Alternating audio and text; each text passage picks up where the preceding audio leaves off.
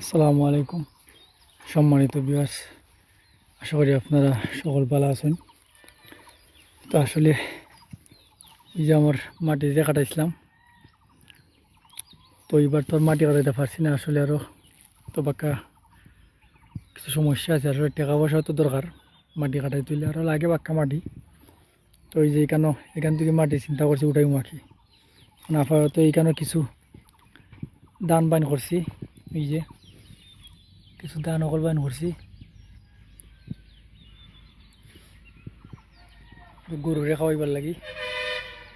এখানে গরুরে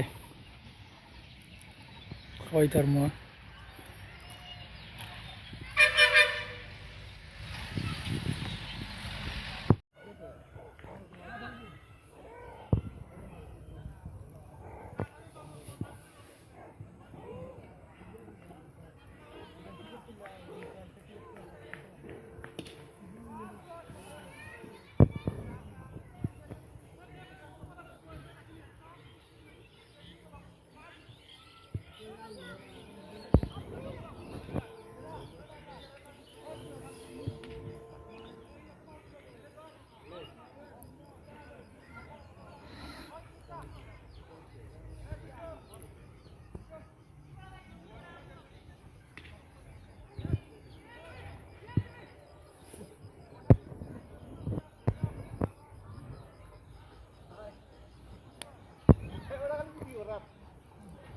বেড়ার রাকাল বেড়ার রাকাল।